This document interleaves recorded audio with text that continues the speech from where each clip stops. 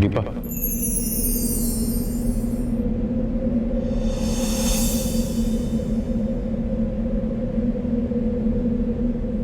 छुपाना भी नहीं आता, जताना भी नहीं आता, हमें तुमसे मोहब्बत है बताना भी नहीं आता। দীপা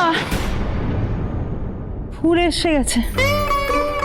বাবা এত সকাল সকাল এত কিছু হয়ে গেছে। আমাকে তো এত কিছু করতেই হবে অর্জুনদা, যেভাবেই হোক আমার মেয়েটাকে ভালো করতে হবে। ও তো আর জানেন ওর কি হয়েছে, আর ওকে জানতেও দেওয়া যাবে না। তুমি কি কোনো কারণে আমার ফোনে কিছু করছিলে? রূপা দেখছিল, গেমস খেলছিল। দীপা, রূপা সব অর্জুন,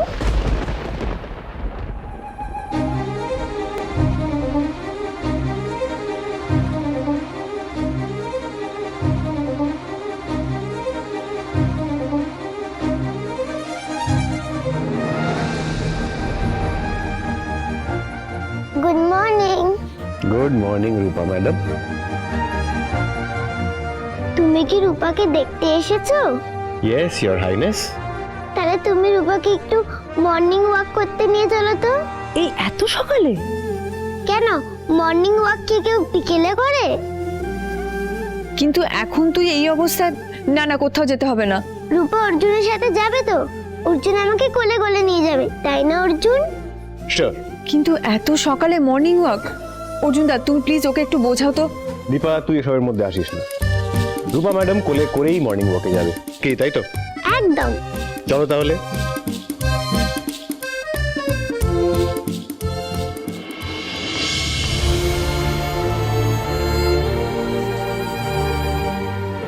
যে ছেলে কোনো কিছুতে আজ অব্দি হারেনি, সেই ছেলে নিজের কাছে হেরে গিয়ে দিনের পর দিন ভুলের পর ভুল করে গেছে। বোঝানোর চেষ্টাও তো কম কিছু করোনি। বুঝিয়েছি প্রবীর, কোনো লাভ হয়নি। আসলে ওর ভুলের পরিমাণ এত বেশি যে ওকে বোঝানোর কুল পায়নি। এই সব কিছুর জন্য কিন্তু আমরাও সকলে দায়ী। হ্যাঁ, আমরাও দায়ী। তাই তো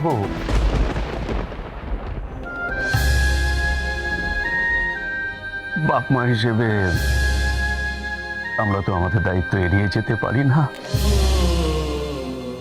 আমরাই হয়তো আমাদের কর্তব্য ঠিক ঠিক মতো করতে পারি। এখন কি করব বলো? আচ্ছা, ও যদি আর কখনো না ফেরে? মানছি আটকাতে পারিনি ওকে,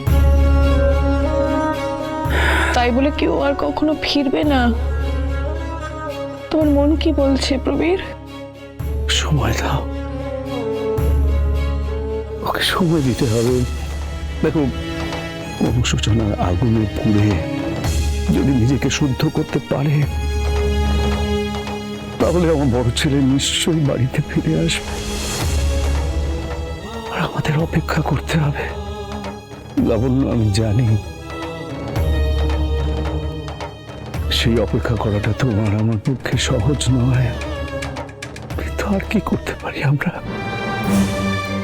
প্রার্থনা করবো ওর জন্য, আমরা প্রার্থনা করবো যেন যাতে ও যেখানে থাকে ভালো থাকে, ও যেন সুস্থ থাকে।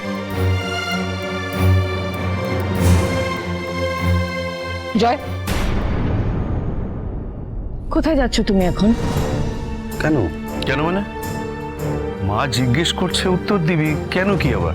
না, আমি শুধু জানতে চাইছি তুমি এখন কোথায় যাচ্ছ।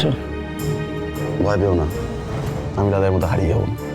জয়, কি হয়েছে তোর? তোর দাদাইয়ের মতো করে কথা বলছিস কেন? দাদাইয়ের মতো? দাদাইয়ের মতো আর হতে পারলাম কোথায়? মা,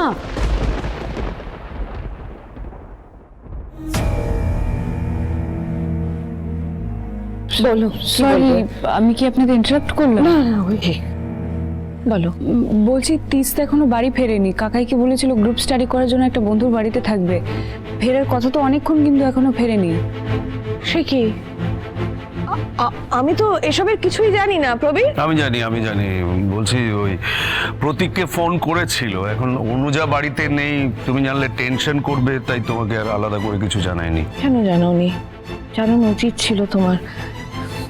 উর্মি, তুমি একটা ফোন করে দেখো এখন। মা অনেকবার ফোন করেছি, ফোনে পাইনি আমি। বাবা কোন বন্ধুর বাড়িতে গিয়েছিল কিছু বলেছে? প্রতীক নিশ্চয়ই জানে, ফোনে তো প্রতীকই কথা বলছিল। কাকাইও না পারে, যা বলবে তাই মেনে নিতে হবে। আচ্ছা কি এমন পড়া যে রাত জেগে বন্ধুর বাড়িতে গিয়ে পড়তে হবে? আচ্ছা জয়, তুমি এরকম ভাবে রিয়েক্ট কেন করছো? তিস্তার ব্যাপারে না আমি, যাই হোক লিভ ইট, আমি দেখছি তিস্তা কোথায়। ওই তো তিস্তা এসে গেছে। এই তো এসে গেছে, দাঁড়া।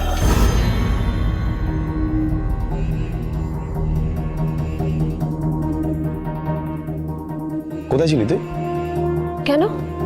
কেন মানে কি? বাড়িতে ফেরার কথা কোথায়? কখন ফিরছিস? চোখ মুখের এই অবস্থা কেন? কিছু না। তিস্তা, তোমার চোখ মুখ এরকম লাগছে কেন? শরীর ঠিক আছে? হ্যাঁ, আমি ঠিক আছি। সারা রাত জেগে পড়েছি বলে আমাকে বিভিন্ন রকম মনে হচ্ছে। আমার না খুব টায়ার্ড ফিল হচ্ছে, আমি রুমে যাই।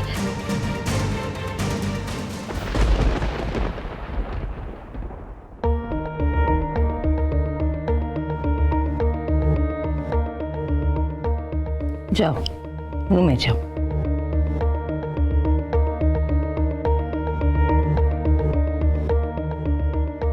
ওকে ঠিক লাগছে না আমার, কিছু একটা লুকোচ্ছে তিস্তা। অর্জুন, আমার সব অসুখ ঠিক হয়ে গেলে কিন্তু আমি তোমার সাথেই মর্নিং ওয়াক করব। অর্জুন, তুমি কি ভাবছো? কিছু না। রূপা জানে তুমি কি ভাবছো। তুমি বুঝে গেছো, রূপা জেনে গেছে রূপার কি অসুখ হয়েছে।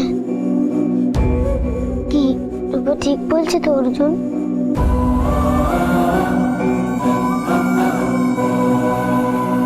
তুমি বসো তো।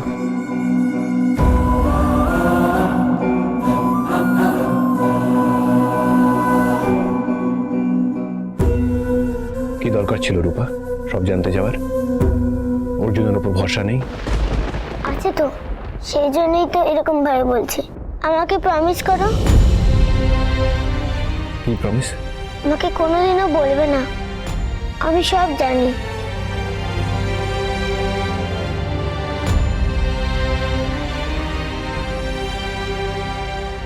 বলো, কথা দাও। রূপা, আমি এটা তোমার আর আমার সিক্রেট, বলবে না তোমাকে। আরে আরে ছাড়ো আমাকে, কেন নিয়ে এসছো এখানে? এই যা বলার আমাকে বল। আরে যা। এই শোন,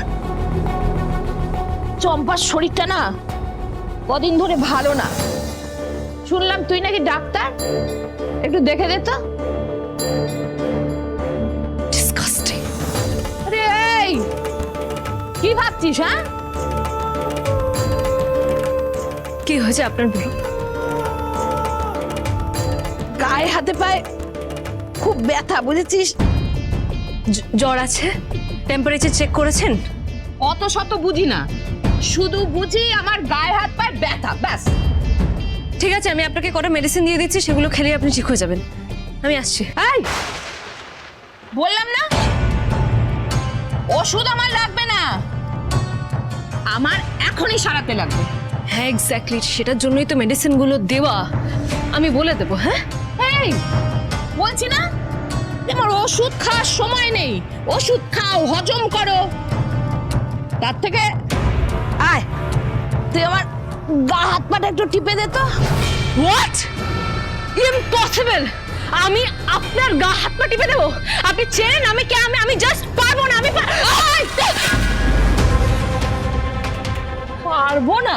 হ্যাঁ, তুই কে? শোন, আমি জানি, হ্যাঁ, এই চম্পা সব জানে। এই ডাক্তারের নরম হাতে তুই কাকে মারতে গেছিলি তুই কি ভাবছিস এই চম্পা জানে না? চম্পা সব জানে।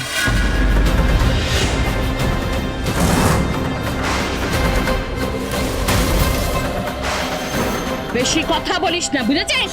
হাই এই শোন, এখানে দিদি যা বলে সবাই তাই শোনে আর মানে, তোকেও তাই করতে হবে।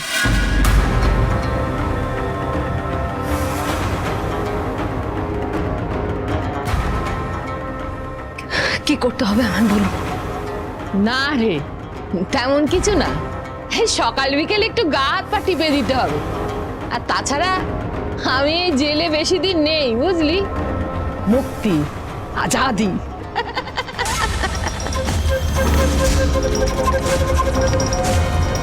কিরে, কটা দিনের তো ব্যাপার, পারবি তো? আরে চল চল, কাজ শুরু কর।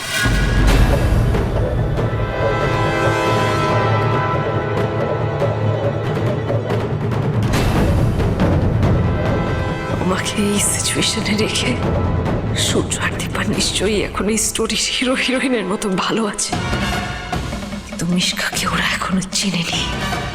আমি কিছুতেই ওদের শান্তিতে থাকতে দেব না। অনুরাগের ছোঁয়া